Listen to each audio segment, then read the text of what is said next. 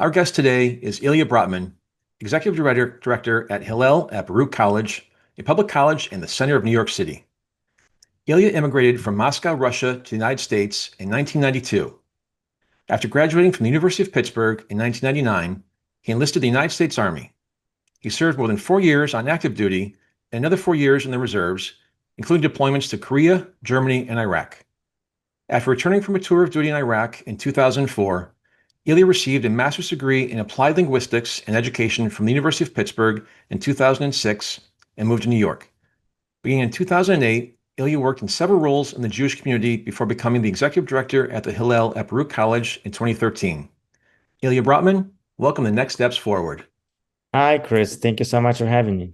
Now, it's a pleasure to have you, sir. We've got a lot to talk about, and I'd certainly completely be remiss if we didn't start our conversation with the amazing turn of events in Israel and Gaza over the past few weeks, especially with the release of the remaining living hostages from the October 7th, 2023 terrorist attacks on Israel. What's the reaction to the hostage release after more than 2 years? Absolutely. Thank you for that question. And it's elation and it's relief. There are feelings of incredible joy. While we do know that the pain that we've suffered for the last 2 years has been extraordinary, and we still carry that pain. 2 years of families waiting to get their loved ones back, and still 19 families are waiting to get their bodies of their friends and families back as well. And we have lost over 1,150 soldiers there and over 1,200 civilians over the past 2 years. So the pain is going to be extraordinary for a long time. The trauma over the last 2 years is overwhelming as well. Just knowing how fragile our world is there for everyone to recognize, I think is pretty extraordinary. How important it is and how the world has reacted over the last 2 years. So all of those feelings simultaneously are creating a very difficult, overwhelming experience for all of us. To the best you can, I can't begin to imagine what it's like, going through that. Maybe you can walk us through the feelings both as someone not there in Israel, but also what it's like living in Israel, seeing it firsthand, trying to live the best you can your daily life, whether you had somebody in your family or a friend affected or not. I just cannot begin to imagine it because I remember when this happened, my wife and I were away with our son at a baseball tournament. And we woke up the next morning on CNN in the hotel lobby and just saw the horrific events that unfolded that night while we were asleep. And I just can't begin to imagine what you do for the next or how you feel for the next 2 years. Right, absolutely. And I think the biggest thing that we have to recognize is the shock of the horror of this event. On October 7th, not only was Israel invaded by this army of monsters who came with a mission to destroy, kidnap, and create as much damage as possible. Though it was a very clear passion for the destruction of the state of Israel on that day. And Yahya Sinwar, the leader of Hamas at the time, wrote very specifically what his goals were, which was the absolute destruction of Israel. And he had hoped that Hezbollah and Iran would come in with him and then would enter Israel from the north and fire upon Israel with missiles, and that they would be able to destroy Israel. And even if it didn't work, he said clearly that we would take hostages and we would destabilize Israel and we would create what they had succeeded to do, is the world would turn against Israel. So I think every day after that, that sheer shock for people living in Israel, every minute thinking about how fragile we were, that it's possible for such an entity to come in so easily theoretically and to destroy lives in such a massive way. 364 young people were all beautiful, amazing people who came to a concert were killed on one day. If we think about 364 people getting killed in a day, what a terrorist attack. There's never been, other than 9/11, there's never been a terrorist attack of any of such size. And for Israel, 1,200 people lost in one day is like 20 9/11s in comparison. So for Israel, every single person in Israel knows personally the people who have been killed, taken hostage, and affected by this. When we were here, I lived in New York New York area for the last 15 years or so. And, a lot of people you meet, they know people are connected to 9/11. But most people don't have a person that's directly connected. Most people don't even know someone who lost someone in New York, even New Yorkers.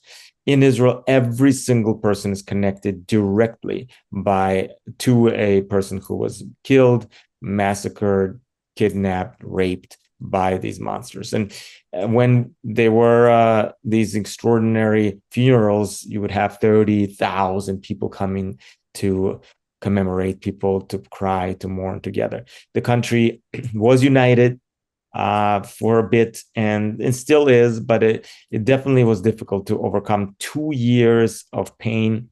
People don't realize that if you're fired upon from so many different directions, from Hezbollah in the north in Lebanon, from Iran multiple times, from the east, from the south, from the Houthis in Yemen, and from Gaza with the Hamas. The idea is that Americans, thank God, we've been shielded for many, many decades or forever from any of such pain, such fear. And how would we react? We always say, if God forbid the cartels took over Mexico and came in to a concert in El Paso and kidnapped 2,000 Americans, what would we do to the cartels? There would be a hole in Mexico the size of Montana. That's how we would react. And so what Israel did to not react that way, to not create a parking lot out of Gaza, and to hold themselves to a higher moral standard, which no one has ever done in history, is pretty extraordinary. And we should be in shock as humanity to see the decency of the Israeli people to be able to hold themselves to such a higher standard while picturing and dealing and treating themselves from the trauma of the extraordinary events of October 7th. Nothing like this since the Holocaust for the Jewish people. And it reminded us that the world hates the Jews, and it's pretty extraordinary how terrible it is. I work on college campuses, and we saw it firsthand. You said the world hates the Jews, and we're going to get to that later in the show. But you mentioned Army of Monsters, and that could not have summed it up any better. I want to touch on the point you mentioned about 20 9/11s. So my listeners and viewers know that I was at Ground Zero 9/11. I've made a big point about talking about it. Next year is the 25th commemoration of 9/11, which I cannot believe it's been 25 years. But I want to talk to you about, you mentioned how unified Israelis and the Jews were over the last couple of years on this, and how you were sort of that beacon, if you will, in terms of how you didn't turn, to use your words, a Montana-sized parking lot into Gaza. We're 24, almost 25 years now, post 9/11. There's 1/3 of our nation here in the United States that were either too young or not born yet to know what they weren't supposed to forget, which is that motto we had of never forget. For 100 years, if not thousands of years, again, to use your words, the world hates the Jews. Is it just a different culture where 25 years now, is your culture still going to remember your October 7th, your 9/11? Or will there just be a new generation where it will just be sort of a page in the history book in terms of Jewish history and just move on? A great question, and something that we think about now on the second anniversary. When we got together on the anniversary to mourn and to commemorate just weeks ago, we thought about that specifically because I'm also an English teacher on our campuses. And on 9/11, I always teach about 9/11. And you're right that all of my students now were born after 9/11. And it's extraordinarily sad when I say, let's say, on the class, what happened? What did we commemorate yesterday? Or today. And most students don't remember. Forget about saying, oh, it's 9/11. And then, okay, I have some memory of it or some knowledge of it. Most students don't remember the day. And I remind them, they go, oh, yeah, 9/11. And these are New Yorkers. And some of them are connected, and some of them have stories. Oh yeah, my parents were stuck and they, had to walk over the bridge or whatever, all the stories. But most are so disconnected and have lost this completely. And what's worse, when I ask them, so tell me something about it, something about 9/11. What do you know? Osama, Obama, I don't know, say something, right? They have no idea. And this year, when I asked this question, one of the students, after a while of silence, one student raised his hand and said, I don't know much, which is what our young people say nowadays to preface any statement they make. They say, I don't know much, but I heard the Jews did it. Right. And so that's the knowledge that he had of 9/11, not that we were attacked in the most unprecedented way on 9/11 by incredible monsters, terrorists who murdered almost 3,000 of our American civilians and in the most extraordinary way, which changed the world.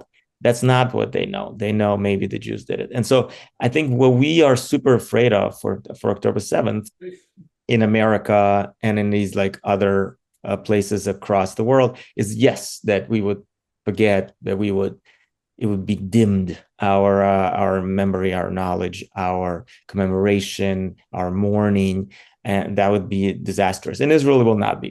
This is 29/11s. As I said, every single person as a result has lost someone. There are 20,000 Israeli soldiers that are wounded. The war is not over. 2 Israeli soldiers were killed yesterday, and many more will die. By the time this is over, this is never over for us. It didn't start on October 7th. So Israelis will always remember. It will always be a huge story. And 25 years from now, October 7th will be remembered just like Yom Kippur War is remembered 50 years after it happened. And is commemorated, and we think about it in Israel every single Yom Kippur. So I think it's a very different country because it's so small, so intertwined. Every single day is a day that you celebrate living, and that's the difference really about Israel and America. America, we live to spend, we live for the future. Everybody's trying to save money and thinking about mortgage rates and all that. In Israel, people live for today. You ask Israelis, how much do you have in your savings account? They don't know what that is. What do you mean savings account? And they just live for today because who knows what's tomorrow? Why look too far into the future? So they live today to celebrate that we're alive, that we have the state. And I appreciate that. I'd like them to look a little bit forward, but it's sad. We don't live in such an existence. I'm going to go a little off script here, which my producer hates. But you keep talking about how the world hates the Jews, and you talk about how someone blamed the terrorist attacks of 9/11 on the Jews. One of my biggest issues I do in the show is focusing on anti-Semitism. I'm wearing a quarter zip today with the crossed flags of the Israeli state, the United States of America, because that is something I support and I believe in. A few weeks ago, it was Yom Kippur, and my wife and I drove by one of the largest temples in the town we live in, and there were 2 police cars and 4 police officers out there. And she's like, that's for directing traffic. And I'm like, no, it's not for directing traffic. They've got their hands on the handle of their pistols, and they're ready. What can we do to start changing that narrative? I mean, is it just ignorance? Is there just that much hate out there in the world against the Jews? Is there just propaganda? I mean, what is it? And I'm not trying to be ignorant here. I just don't know what it is. Absolutely.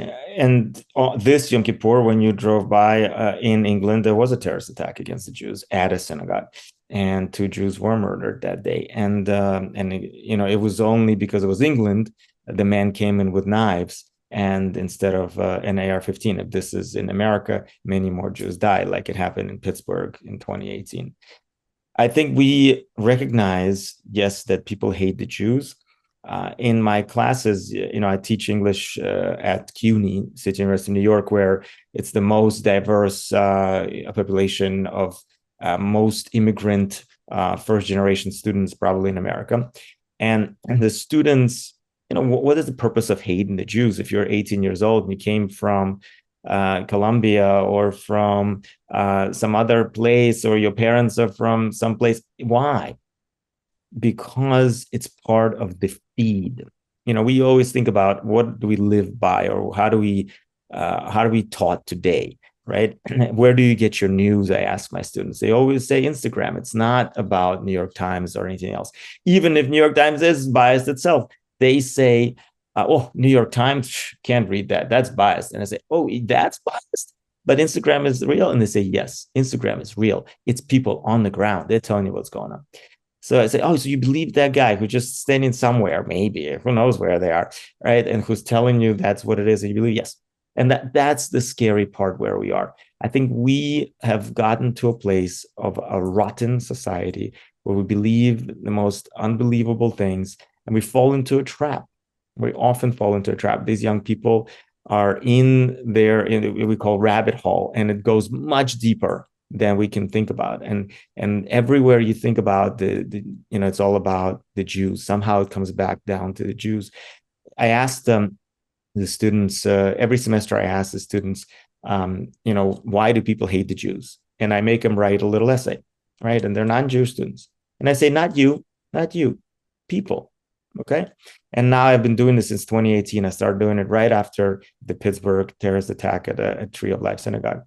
And the students have been writing these essays. Now I have over 600 essays here that I've been thinking about writing something about, because it's so extraordinary. Because I asked them, why do people hate the Jews? 15%, which means something like 100 of these essays. These students didn't write, people hate the Jews. They wrote, we hate the Jews, or I hate the Jews. Because and all the reasons that you've ever thought of. Because they're communist and they only want to take away from somebody, because they're capitalists and they have all the money, because they are killed Jesus, or because they have big noses. Or this one was a very interesting one this year. A person said, because in the Great Depression, the Jews took milk and spilled it into the Mississippi River to control the milk market. Do you see how far deep down the rabbit hole you have to get to believe such stuff? And not only believe it, to write it. So that means we're really in trouble. It's a age-old hate. The Jews have been hated since Abraham, so 3,800 years, and so we're thinking about how to destroy it, how to resolve it, how to change the world. It starts with knowing the other. That's what we always say, right? And we do as much as we can, but it's on a very, very small scale. I think this was very interesting that, Charlie Kirk was murdered recently. And he, although he was controversial, if people listened to what he said, he always said, thank you for coming. He always said, I'm here to argue, let's debate, and let's have a great conversation, and let's walk away. And he always said, I am here. I'm probably one of the few things that prevent a civil war in this country, because he was able to get people to see the other, right? And yes, controversially, yes, in a fun way, yes, for clickbait as well. But the idea was to bring people together in a conversation, in dialogue, in civil communication. And that's what we are losing, right? We don't talk to each other. We don't care for each other. And we only create more and more boundaries between ourselves. It's a sad state of affairs when our younger generation today, college students, high school, middle school, whatever it may be, instead of seeing something online that says a 3-minute read, a 5-minute read, and actually get, I won't say the truth or the facts, but certainly 75% of the truth or facts, they'd rather go, to your point, Instagram for a 45-second reel. And because it was there, that's the truth, and those are the facts. Right. That is a significant downtrend in not just our society, but the global society. And to your point, we are spiraling out of control. We don't know how to fix it. Everyone's iPhone or Google phone or whatever your little computer is in your hand, in your back pocket. Every Sunday I get the pop-up that tells me how much I was on my phone for the week. And I try and make that number go down more and more and more to the best I can. But we're addicted to it. it's like crack, it's like heroin, whatever it is, and we're addicted to that device in our pocket, and it can do everything for us. And you watch these kids now, they want more likes, they need more followers, they need the thumbs up, they need the hearts, they need whatever. And that's only going to get worse. Absolutely. Only going to get worse. Sorry, I digress. So we'll go back here to some of the other things we want to talk about. So when President Trump was in Israel after the hostages were released, he said, "This is the dawn of a new Middle East," because in his words, quote, "the forces of chaos, terror, and ruin that have plagued the region for decades now stand weakened, isolated, and totally defeated." Do you share that very optimistic view? I want to, but by nature, I'm a pessimist for two reasons. I'm a Jew, and I've seen the worst in people, and I'm from the Soviet Union, where Russian Jews are the extra pessimists, right? We've had so much pain. I think unfortunately they're not defeated. You can't defeat an ideology, right? When I was in Iraq, on one of the commander's tables, there was a statement that said, "Have I made less terrorists today?" Something like that. So the idea was that we go out there and how we behave creates more terrorists, was in his mind.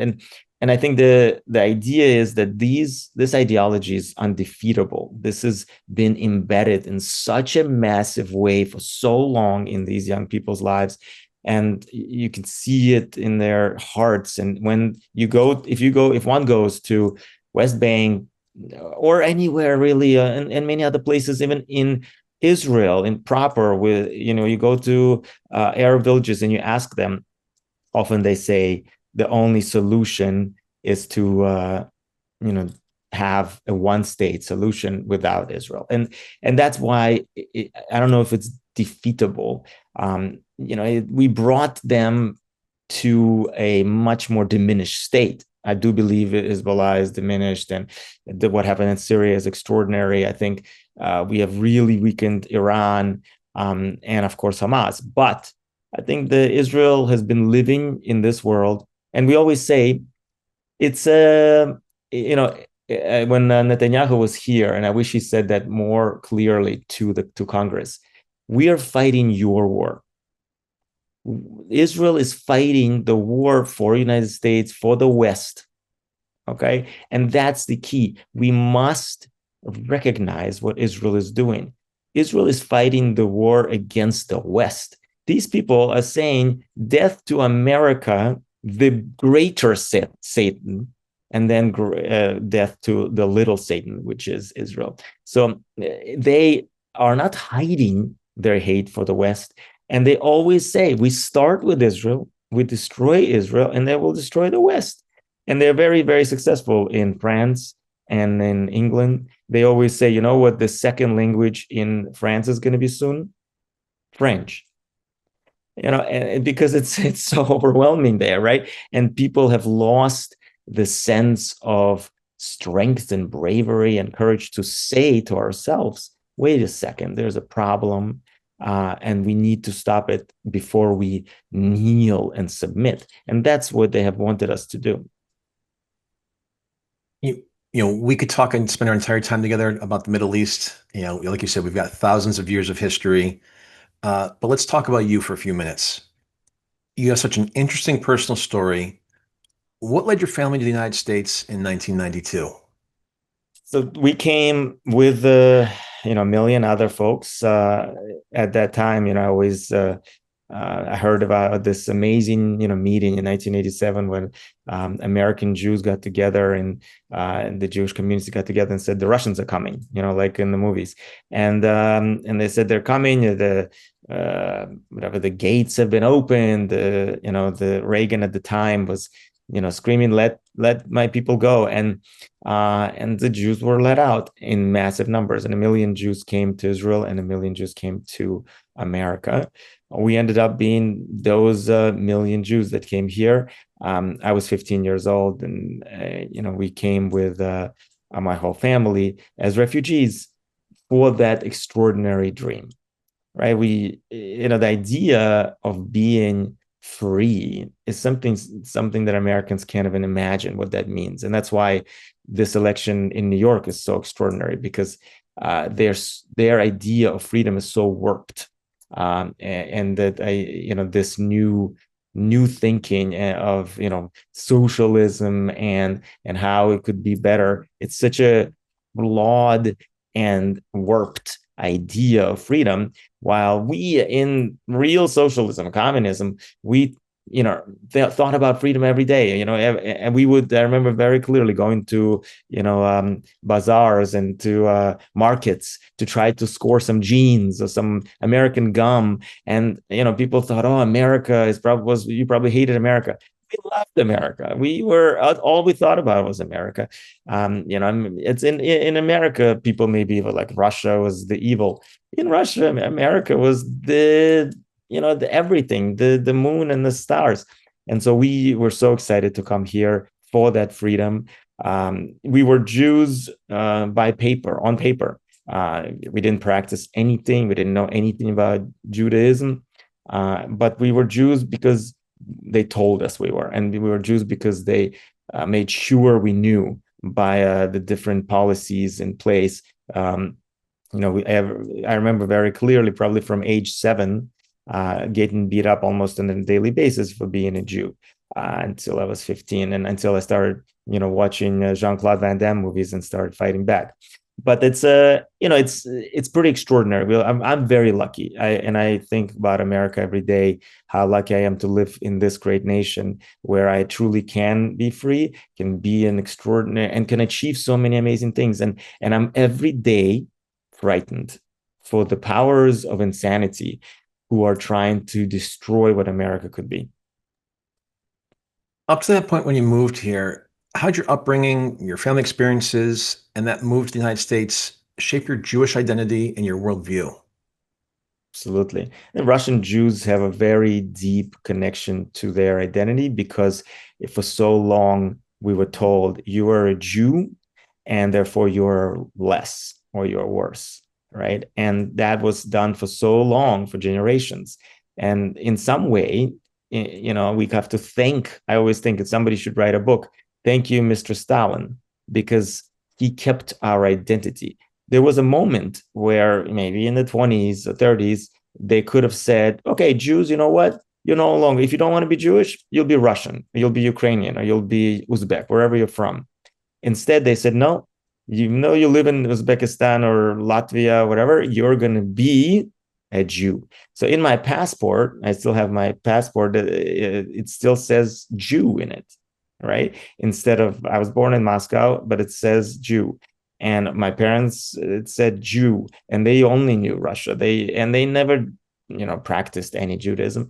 So in some way, they have, created this existence for us, and our identity survived somehow because they kept it Jewish.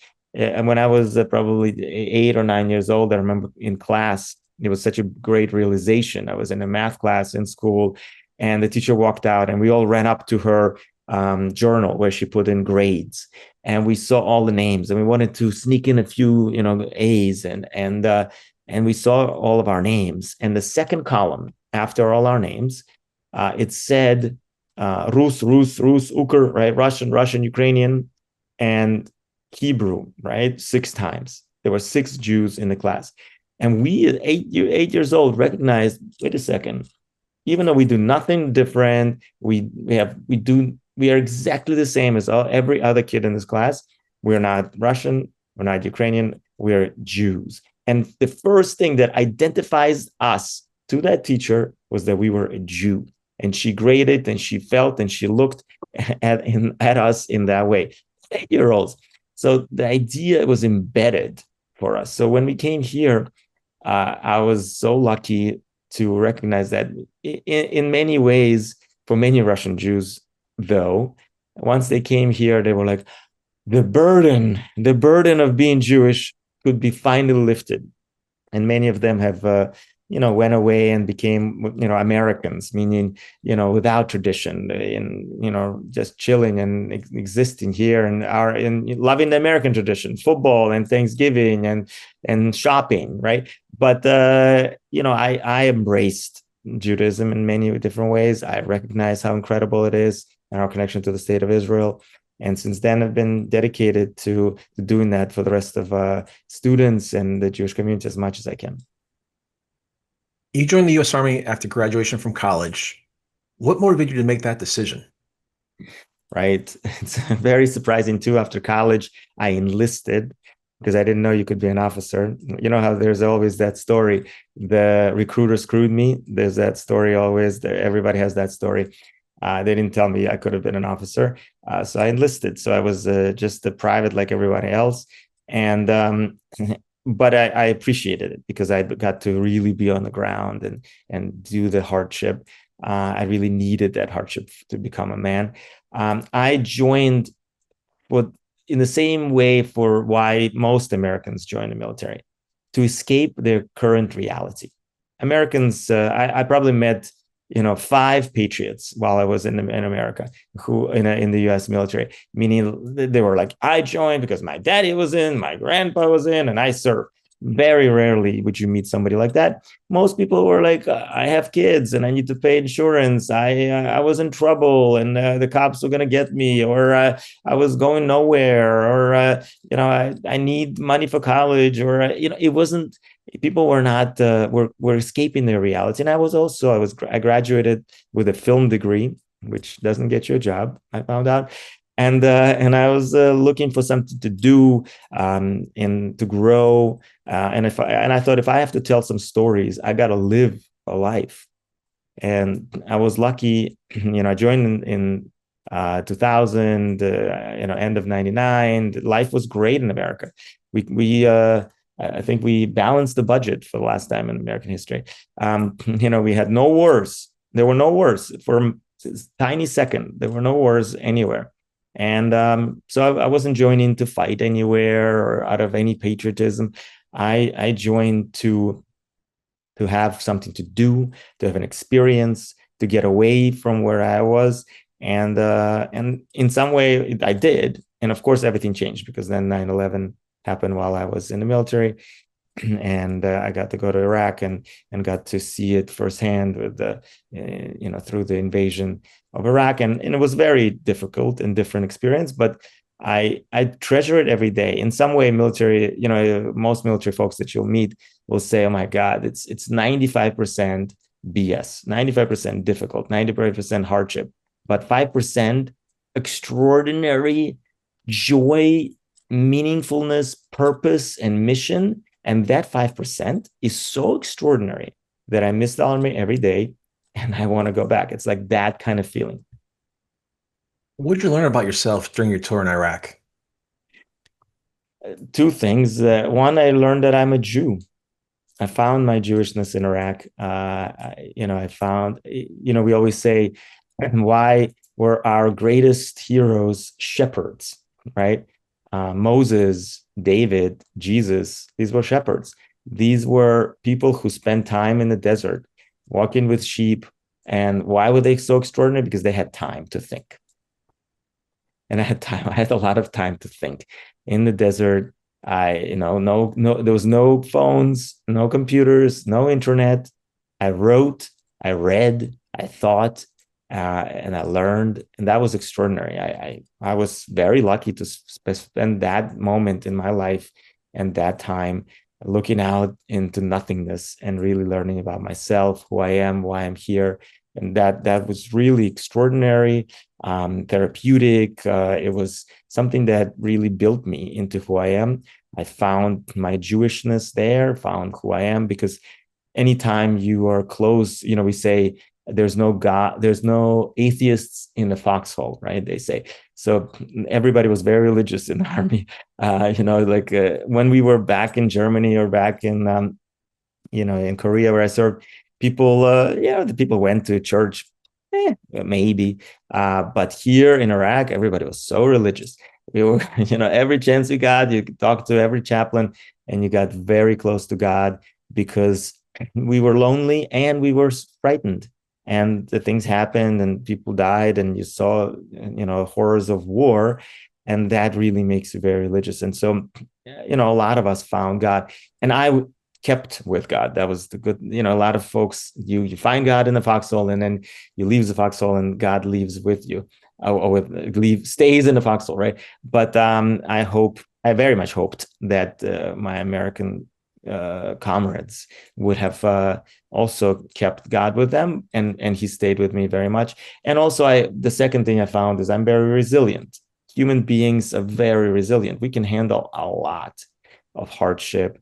And compared to many folks who have had real hardship in the Jewish world or in life, thinking about these hostages who were there for 738 days in darkness of tunnels, oh my God, or the Holocaust and the hardships that people have had. Even my parents who lived in Russia, where we ate what we had and we never complained. And, the hardship of difficulty, my grandparents who were sent out to the Far East, living in, super, super cold conditions and surviving on bread and potatoes. Those hardships I have no idea about. So I'm actually very thankful to the military, to the experience, to go into war, so that I have had the opportunity to handle hardship. I mentioned earlier that you are the executive director at the Hillel at Baruch College. What was it about Baruch College and its Hillel that appealed to you and made you say, this is a place I want to invest my time and my energy? Right. I went to Baruch College also as an undergrad, as a graduate school right before actually. And so I was there. I wasn't connected to the Jewish community at all there. But I was lucky to come into this position 2013. Different time, by the way, very different. We didn't have such loud anti-Semitism on campus at all. It was a very different experience, and we were trying to solve other issues on campus. And my life in the last 12 years serving Jewish students on our campuses has been so extraordinary, because I get to be so close with students. I'm on the ground. In some way, in the military, I'm on the ground. I got to be, in some way, I wanted to be an officer afterwards. I recognized what that could be. But I was there enlisted with the guys on the ground, playing cards, running around, crawling in the same sand. That was extraordinary. I'm very lucky to have had that experience. And now on the ground, on campuses, I get to be boots on the ground and think about what students are experiencing as a faculty member, as a Hillel mentor, as a friend, as a teacher. And I get to be there in a CUNY, which is in now our Hillel serves 9 campuses in Manhattan. And we serve, hundreds and hundreds of Jewish and non-Jewish students. And we bring people closer to the truth, to each other, to enjoying who they are, to growing as young people. It's a huge problem. We're not just dealing with anti-Semitism. We're dealing with post-corona generation of young people who have lost so much social ability to think for themselves, ability to desire to think differently or to think deeper. And we struggle very much. They can't write. I'm an English teacher writing, and the young people cannot write. Forget about sentences. If you're never asked to write, never asked to create, never asked to think, because something will think for you. ChatGPT is killing education, right? And so we are really in trouble, even beyond anti-Semitism. All of it is connected to hate, to victimization, right? And my biggest worry for American college students, especially in the CUNY system, is that, and I see it in their writing, in their how they speak, is that someone owes me. That's the attitude in our college students. When I say, like, what are we going to do? What's the process? What's our goal? And they say, well, the government has to take care of me. Someone has to take care of me. Someone owes me. And I've had a hard time. And I said, you have a hard time? You have an iPhone 75, whatever the newest version. You have pretty nice clothes. You have unlimited food. You're living here in this amazing free country, and someone owes you. So there's a lot of problems in the country now where they're losing a sense of who they are. And as wonderful sages have said, we live in a society of politics of me, right? And the religion of selfie, right? We take a selfie, which tells so much to us about who we are in our culture. It means I don't even have a friend to take a picture of me. I need to do it myself, right? How alone do you have to be that every picture is a selfie? When we go on vacation, we don't look at stuff, we take pictures of stuff, right? We say, did you see the stuff or did you just see it through the screen that you were taking a picture of? You want to tell everybody I was on this mountain or I was on this town instead of just experiencing it. So we've lost the sense of who we are. Our identity has been shattered in not just this country, in the West, for many reasons. We have a rotten society. We need to fix it from the inside. Great Rabbi Sachs, has said that if we changed everything from self-esteem, self-help to other esteem, other help, can you imagine how incredible it would be? If we went from other to brother, if we looked at each other and took extra 5 seconds to ask how you're doing and actually care for the answer, my God, the world would end. I always say to people who come and say, thank you for your service. I say, yeah, sure. But what do you just want me to say, sure, thanks? And that makes you feel good? What are you telling me that for? Right?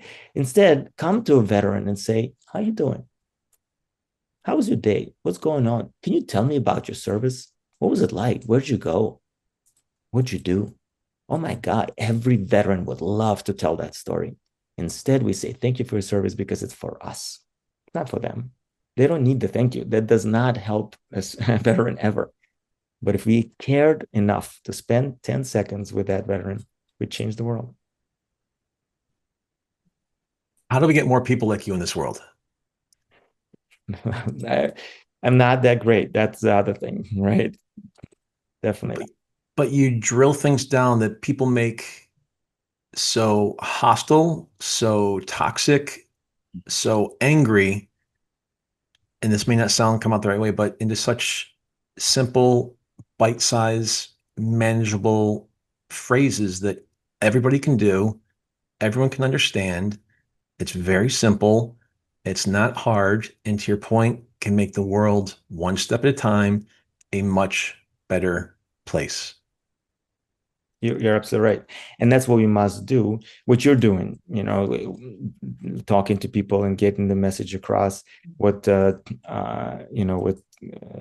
Kirk was doing, what people are out there doing. We don't need to complicate things, right? We need to simplify things. Our young generation is struggling because we don't talk to them in their language. And I think that's why the Democratic Party has failed, because they were talking to people in a very different language and they lost America. I think we need to think differently to adjust to our community, to our current needs, and most importantly, to our growing issues and demands of these young people. Well, to that point, I'm working on a different project with a very dear friend of mine, PhD in psychology. How do we start to think differently? Because the far left and the far right are the ones with the bullhorns, getting the sound bites, getting the media attention, getting everyone's ear, and getting those 45 seconds on Instagram or whatever your social media platform was of choice. And I always say that for most of America, we're like a bell curve. Yeah. You've got 10% here and 10% here and 80% here where we are very gray. We can agree to disagree for the most part, but things are so toxic right now, people will not talk about it. They're afraid to talk about it. You can't go out to dinner. You can't have friends over. You can't have book club because you don't know what somebody thinks, or you do know what they think and you disagree with them, but you don't want to bring it up because you're friends and you want to go out to dinner or to the movies or on vacation. So how can we change that narrative? How can we change that mindset and put aside whether I'm Presbyterian and you're Jewish or whatever? It's just the mindset of toxicity in society right now. right? It starts with this, with talking, but I think Sorry. we have to produce leaders who are normal, and we have to produce leaders who are just out there, not for themselves, but for the other. And that's very rare. Politics usually produces people who tend to be very self-centered and love the limelight. And that's difficult. And that's not who we want. We want humble leaders. We said, why was Moses the greatest leader of all time? If you look back at history and people say, who is the greatest leader of all time? People look often at Moses. His greatest accolade was humility. He didn't want this leadership. We say, why was George Washington so extraordinary? Because when they asked him, would you like to keep going? He said, no, we need to stop. We need to learn how to say goodbye. And that's pretty extraordinary. Right? And that precedent stood for 150 years. No president tried to go for a third term because they said, me? How am I going to go? If George Washington didn't go for the third term, who am I? That humility is so extraordinary. And we've lost that. Absolutely. And that is one thing we have to start. We have to start with values. And we have to create as many of these opportunities as possible. We have to talk to each other. On our campuses, we have this faithful fellowship where we get people, young students, to come together every week, and they break bread together, and they think for an hour, and I facilitate a conversation, and it's so extraordinary. I see the hunger of these young people to come together to learn about each other. Oh my God, it's extraordinary. It's there. We just don't do the work. It's hard work. Everything else is easy. Yeah, we send it on Instagram, and we always look for easy solutions, right? Everything is become, technology will solve the world, but it's not. It's only destroying it. So we need to think about how we get back to what we used to do, which was talking to each other. And do that in a massive scale and have lots and lots of incredible leaders who are out there selflessly talking to each other or creating those conversations.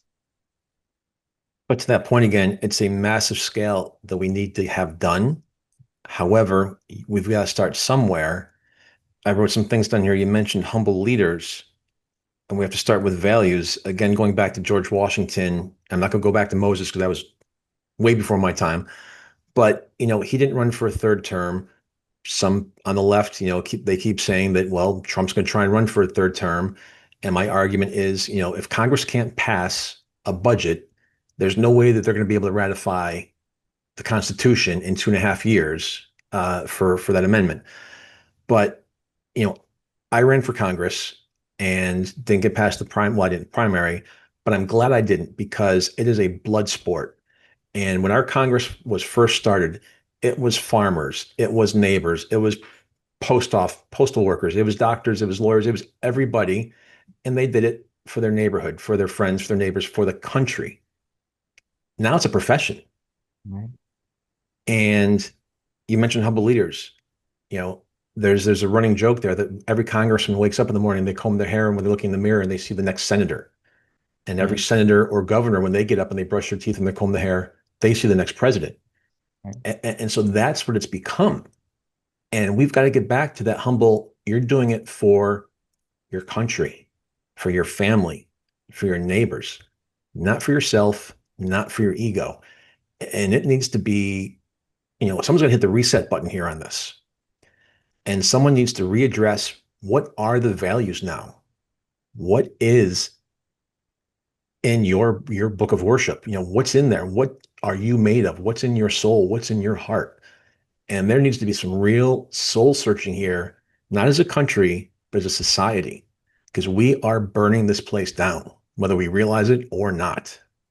Absolutely. And I think we always think about, is America on the down spiral like any other civilization? Everybody has lost. Rome ended after whatever amount of years, and Greece and the Babylonians and England, and everybody has been diminished. As is Americans' moment over? And that's possibly, yes, that possibly is the end of America. And what do we do now, right? How do we either sustain or change, adapt? Look, we can be a different America.